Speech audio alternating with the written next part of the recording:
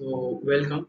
This is the Theory of Computation final paper lecture video in which we are going to solve some of the questions from the video, questions from the subject. Let's see the questions. So this is the first question. We have to give notations for of representation of the following component of the formal languages. So we have to give the notations of the representation of the following components. So let's see the components. The first component is alphabet. So the notation for this is sigma, and the second notation is string, which the notation of this is w. Empty string is this notation of the sign of power, and the length of the strings notation is this, and the prefixes and suffixes notation is prefix w and suffix w. Language, the notation for the language is l, and the operation of the languages is this: union, intersection, asterisk, and asterisk means multiplication, and plus sign means. This is the first question's second part of the question, which is define FA means finite automata, acceptance of a string by finite automata. So a finite automata is a mathematical model used to recognize patterns within strings. It consists of a finite set of states, a finite alphabet of input symbols, a transition functions that map states and input symbols to other states, a start state, and a set of accept states. So the acceptance of string by finite automata, the a string is accepted by finite automata if a machine starting from its initial state can transition through a sequence of states according to the input symbols of the strings. At the end, in an accept state, after processing the entire string, if the machine ends in an accept state, the string is said to be accepted, otherwise it is rejected. The third part of the question is give four differences between NFA and DFA. NFA is non-deterministic finite automata, and DFA is deterministic finite automata. So the first point of difference is transition function. In NFA, it can have multiple transition from a state on the same input symbol or epsilon transition, but in DSA it has only one unique transition from state on each input symbol. Then the second one is acceptance criteria. NFA accepts the strings if there exists at least one possible path from the initial to an accepting state, and in DFA it accepts a string only if there exists a unique path from the initial to an accepting state. So let's talk about the states of NFA and DFA. So NFA can have multiple possible next states from each state and input symbol combination, but in DFA it has a unique next state for each state and input symbol combination. So the memory in NFA has the capability of guessing the correct path through the use of empty transition and deterministic choices, but in DFA it lacks memory. Each transition is uniquely determined by the current state and the input symbol, making it deterministic. The fourth part of the question is true or false. We have given three statements, so we need to determine that these statements are true or false. The first statement is if L is the language accepted by NFA M, then L is also accepted by DFA. This is true. Even every language accepted by an NFA can also be accepted by DFA, as DFAs are the subsets of NFAs in the terms of computational power. The second statement is for every NFA there exists an equivalent DFA that simulates the behavior of NFA. This statement is also true for every NFA there exists an equivalent DFA that can simulate its behavior, known as the power set construction. And the third statement is in NFA to DFA conversion for n state NFA there exist at most two end states in DFA. So this is false statement.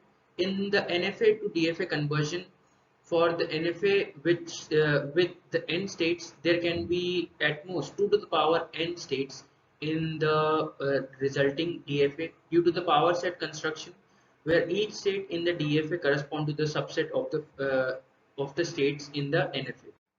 So let's move on to the second question of the of the problem solving. So this is the first part of the question. Second, what are regular set or regular languages? What are the valid operations used in regular expressions? So regular languages are a class of formal languages that can be described by any regular expressions or recognized by finite automata. They are the simplest type of the formal languages and can be generated by regular grammars. Operations in regular expressions are union, represents the logic or operation between two regular expressions. Concatenation, concatenation is the representation of the two regular expressions. The concatenation of two regular expressions. And Kleene star, uh, this represents zero or more repetitions of the preceding regular expressions. The positive closure represents one or more repetition of the preceding regular expressions. If R is a regular expression, then R plus matches any string that can be formed by concatenating one or more repetitions of string matching R. And optional uh, represents zero or one occurrence of the preceding regular expression. So this is the second part of the second question, in which we are given some regular languages. We need to fill in the correct regular expressions according to these languages. So let's see these. So the first language is the set in which 0, 1 and 1, 1 is there. So the regular expression for this will be 0, 1 plus 1, 1. For the second language, the regular expression would be 0 asterisk set of strings from AB of length 3 or less. So empty string plus 0 plus 1 plus 0 plus 1 plus 0 plus 1 plus 0 plus 1 plus 0 plus 1 plus 0 plus 1.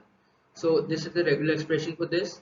And for the fourth language, the regular expression would be 0 0 parenthesis asterisk. And for the fifth regular language, the expression would be 0 asterisk 0 0. And for even palindrome, there does not exist any regular expressions.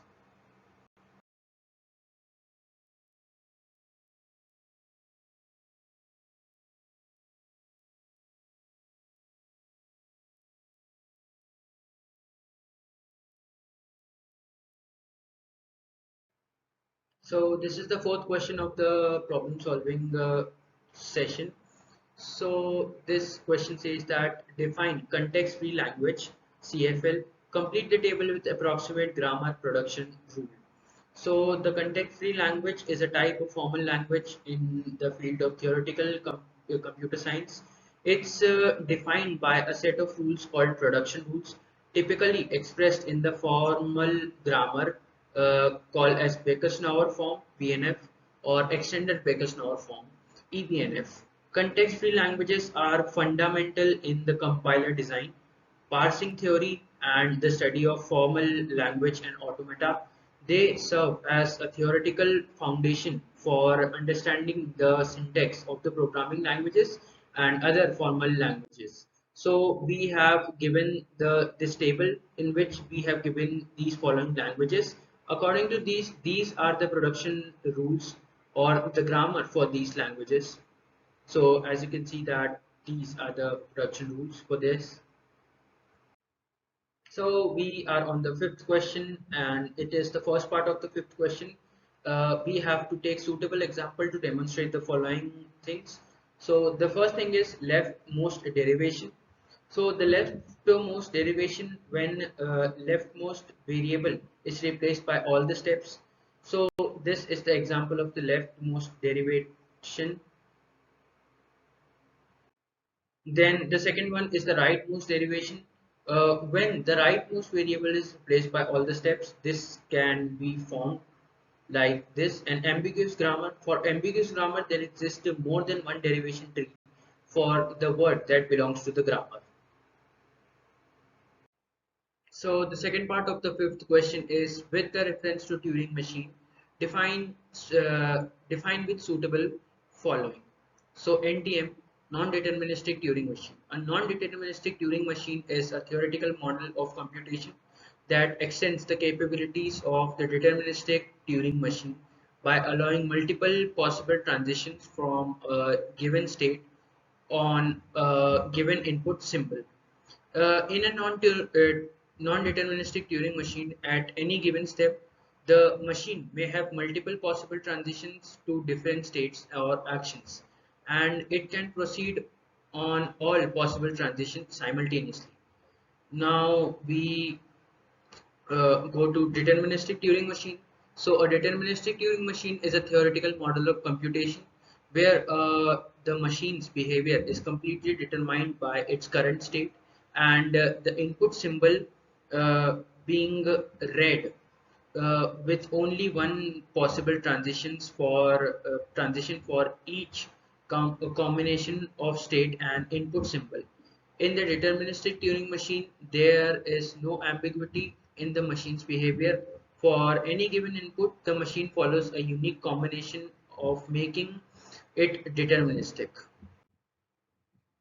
Now LBA is a linear bounded automation. A linear bounded automation is a restricted form of a Turing machine where the tape is bounded in by the input size, allowing only linearly many cells beyond the input.